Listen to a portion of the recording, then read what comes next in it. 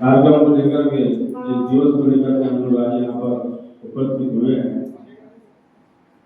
विश्व मूल निवासी दिवस को मनाने के लिए हम लोग यहाँ पर उपस्थित हुए। तो मेरी तरफ से हम आप सभी को विश्व मूल निवासी दिवस की हार्दिक हार्दिक शुभकामनाएं।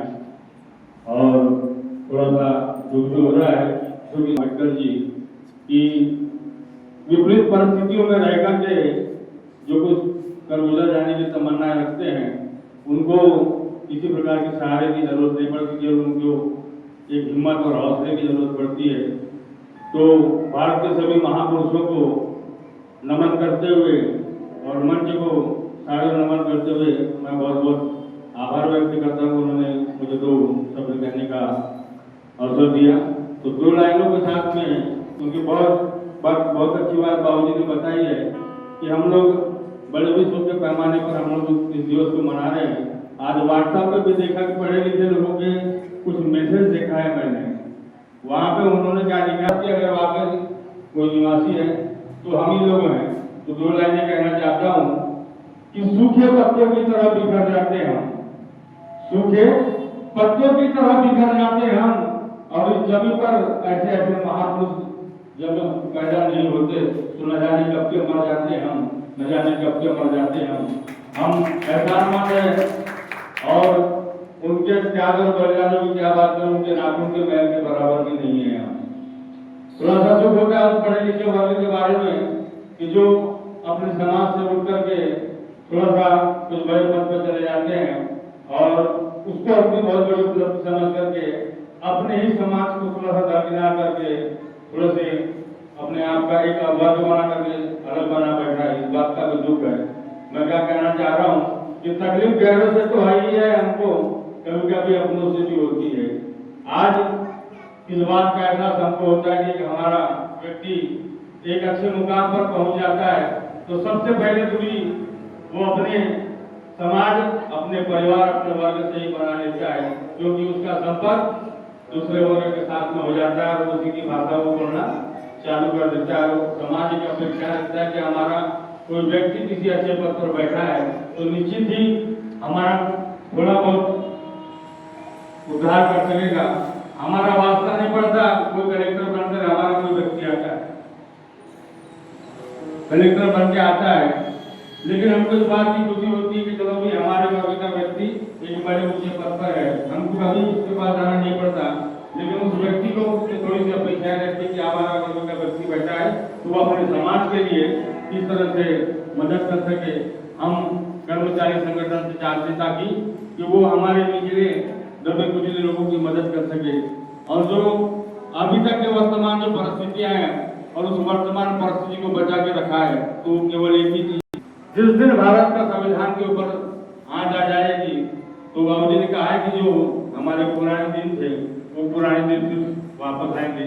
लेकिन संविधान को मिटाना इतना आसान नहीं है जितना वो कहते हैं। कन्वर्ट ऑफ माइंड की राजनीति और सामाजिकता चल रही भारत में, और उसी में वो सफल हो रहे हैं कि इनको किसी छोटी चीज को छोटी समस्या में उलझा के रख दो।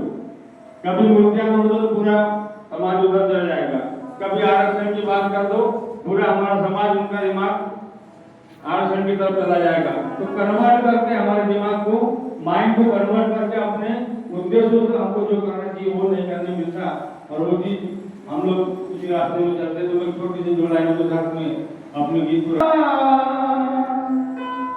न बरसी न ढाल चाहिए, न भाला न बरसी न ढाल चाहिए, और हमें भीम जी का संविधान चाहिए, हमें भीम जी का संविधान चाहिए, हमें भीम जी का संविधान चाहिए। न भाला न बरसी न ढाल चाहिए, न भाला न बरसी न ढाल चाहिए, हमें भीम जी का संविधान चाहिए, हमें भीम जी का संविधान चाहिए, हमें भीम जी का संविधान चाहिए।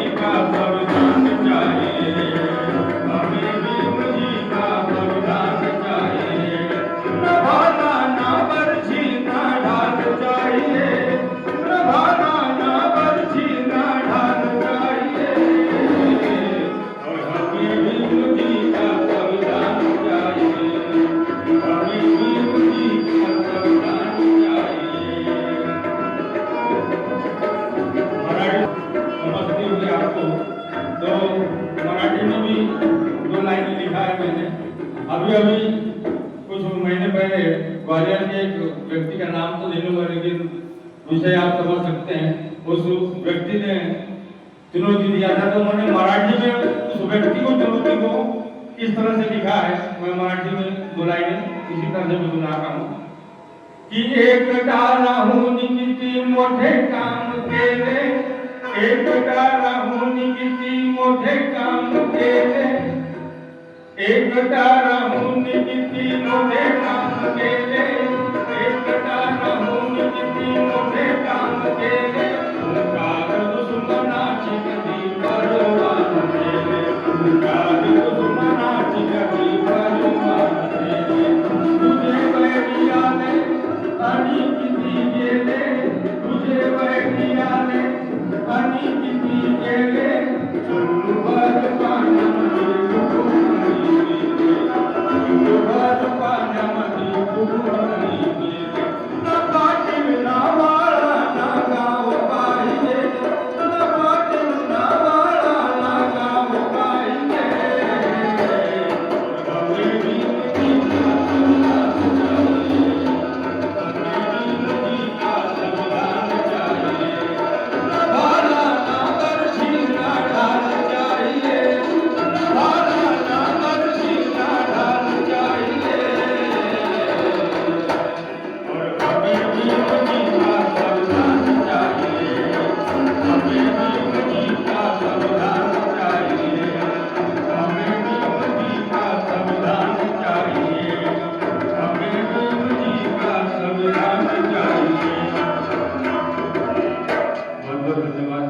दो लाइनों के साथ में, क्योंकि हम हीरो को देख करके बड़ी बड़ी बातें कर लेते हैं, लेकिन मैं उनको कहना चाहता हूँ